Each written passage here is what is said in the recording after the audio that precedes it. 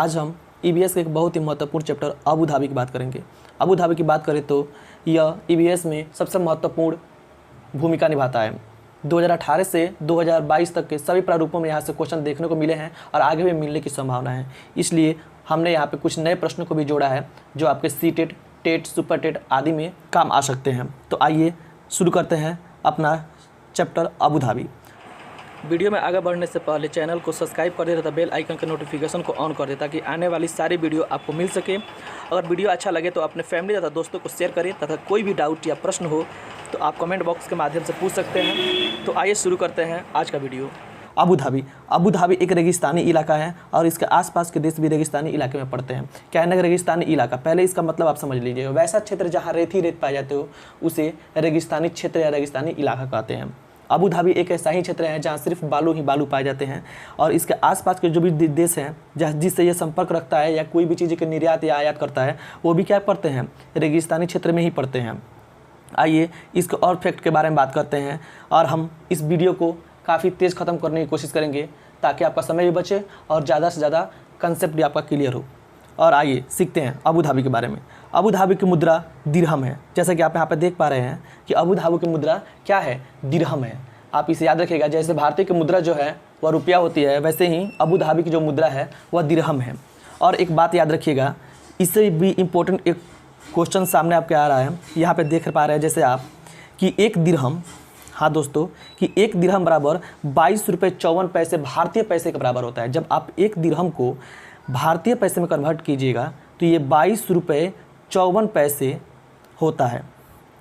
22 रुपये 54 पैसे होता है किसके बराबर, भारतीय रुपए के बराबर। ये क्वेश्चन काफ़ी मैंने नया लिया है और हो सकता है कि टेट, सुपर टेट आदि के एग्ज़ामों में आपको यहाँ से क्वेश्चन देखने को मिल जाए, तो आप इसे याद रखिएगा।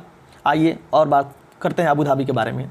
यहाँ रेत के पहाड़, रेत के टीले और रंग बिरंगे बालू पाए जाते हैं। जैसे कि आप यहाँ पर देख रहे हैं कि रेत के पहाड़ और रेत के टीले पाए जाते हैं, जैसे कि कई रंगों के पाए जाते हैं, जैसे सफ़ेद, भूरा, पीला, लाल, काला। जैसे कि आप यहाँ पर पिक्चर में देख पा रहे होंगे ये बालू के क्या है, टीले हैं। जब ये क्या होते हैं, स्थिर नहीं होते हैं। जब हवाएं अलग दिशा से चलती है तो या इसका शेप, आकार क्या है वो बदलता रहता है। जब आप इस क्षेत्र में फंस जाइएगा तो इस क्षेत्र में ज़्यादा देर तक कोई इंसान जीवित नहीं रख सकता है, क्योंकि यहाँ पे हवाएं चलती रहती है और बालू जो है वो अपना क्या बोलते हैं, रूप बदलते रहते हैं। यहाँ से कभी दूसरा रूप ले लेंगे, कभी दूसरा रूप ले लेंगे। अगर आप उस क्षेत्र में फंस जाइएगा तो वहाँ बालू से आप क्या हो जाइएगा, आंधी तूफान से जो बालू आता है आप उससे ढक जाइएगा और आपकी मृत्यु भी हो सकती है। इसलिए इस क्षेत्र में रहने वाले व्यक्ति काफ़ी सतर्क रहते हैं और इसके बारे में हम आगे समझते हैं। अबू धाबी के बारे में बात करते हैं। यहाँ पे खजूर के जो वृक्ष हैं काफ़ी बहुतायत मात्रा में पाए जाते हैं। हाँ दोस्तों, खजूर के वृक्ष पाने का मुख्य कारण ये है कि यहाँ पे पानी बहुतायत मात्रा में कम मिलता है, बहुत ही कम मात्रा में यहाँ पे पानी मिलता है। पेट्रोल सबसे अधिक मात्रा में मिलता है, कहाँ पे, अबू धाबी में। आगे आइए और बात करते हैं अबू धाबी के बारे में। अबू धाबी में खजूर के पेड़ बहुतायत मात्रा में पाए जाते हैं। बहुतायत मात्रा में पाए जाने का कारण यह है कि यहाँ अबू धाबी में पानी की लेयर काफ़ी नीचे होती है और खजूर की जो जड़ें होती है वो काफ़ी नीचे गई होती है। इसलिए यहाँ पे खजूर के पेड़ बहुत ज़्यादा मात्रा में मिलते हैं और अन्य पेड़ बहुत कम देखने को मिलते हैं। खजूर के पेड़ से अबू धाबी में ताड़, शराब और कई प्रकार की वस्तुएं बनाई जाती है। बिहार के पश्चिमी चंपारण ज़िले में खजूर का तार काफ़ी ज़्यादा प्रसिद्ध है। तो उम्मीद है कि आप इसे समझ गए होंगे। आगे बात करते हैं। अबू धाबी में पेट्रोल बहुत अधिक तथा पानी सबसे कम पाया जाता है।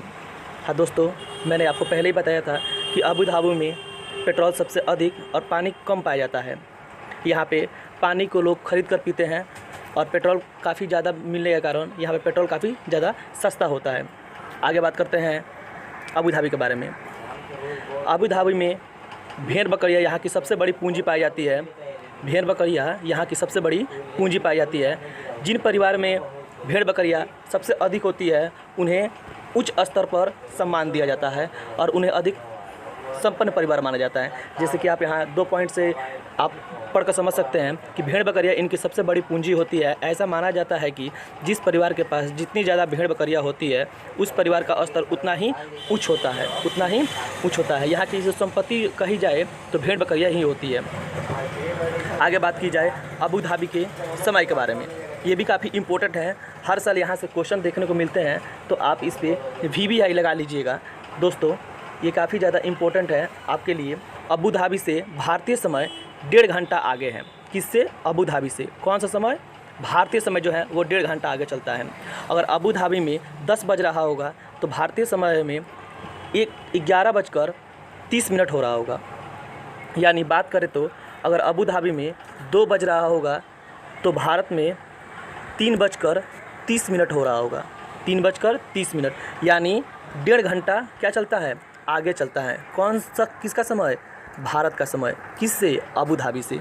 तो आपको उम्मीद है कि ये अच्छे से समझ में आ गया होगा। ठीक है दोस्तों, आइए आगे बात करते हैं। अबू धाबी, अबू धाबी की जो भाषा है वो अरबी है। हाँ दोस्तों, अबू धाबी की जो भाषा है वो क्या है? अरबी है। यहाँ पे अरबी भाषा बोली जाती है क्योंकि ये इस्लामिक कंट्री है, यहाँ पे अरबी भाषा बोली जाती है। अरबी भाषा है वो यहाँ की प्रमुख भाषा भी मानी जाती है। हाँ दोस्तों, आप इसे याद रखिएगा। अबू धाबी, आइए एक और आगे बात समझते हैं। अबू धाबी संयुक्त अरब अमीरात यानी UAE की राजधानी है। कौन राजधानी है? Abu Dhabi. कहाँ की? UAE यानी संयुक्त अरब अमीरात की राजधानी है। और जो अबू धाबी है यह संयुक्त अरब अमीरात का दूसरा सबसे, क्या बोले? दूसरा, कौन? दूसरा सबसे ज़्यादा जनसंख्या वाला नगर है। सबसे ज़्यादा जनसंख्या वाला नगर है।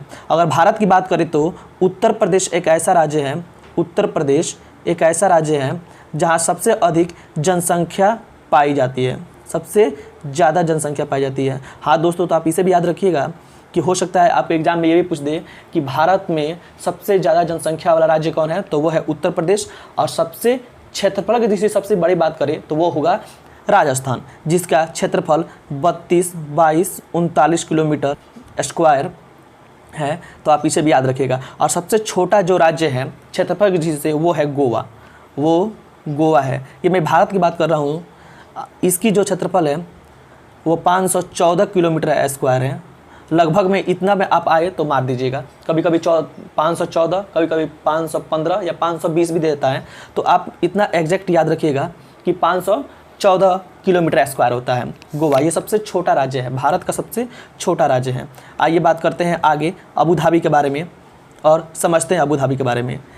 शेख जायद ग्रैंड मस्जिद। हाँ दोस्तों, शेख जायद ग्रैंड मस्जिद प्रसिद्ध ऐतिहासिक स्मारक है। जैसे कि भारत के राजस्थान के मेवाड़ में जो विजय स्तंभ है वह ऐतिहासिक स्मारक है।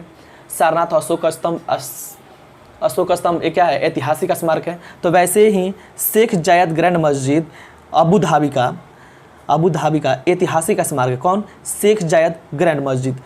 आप अबू धाबी के बारे में एक और आपको नया फैक्ट बता देते हैं कि अबू धाबी का जो राष्ट्रीय खेल है, अबू धाबी का जो राष्ट्रीय खेल है वो क्या है? फुटबॉल है। और क्या है? फुटबॉल है। यहाँ फुटबॉल काफ़ी अधिक खेला जाता है, वो काफ़ी लोकप्रिय है और लोग इसके काफ़ी ज़्यादा चॉइस करते हैं। तो उम्मीद है कि आपको ये वीडियो काफ़ी अच्छी लगी होगी। अगर वीडियो अच्छी लगी है तो अपने फैमिली दोस्तों को शेयर करें और इस वीडियो को ज़्यादा से ज़्यादा प्यार दें। तो मिलते हैं अगले चैप्टर में। जय हिंद।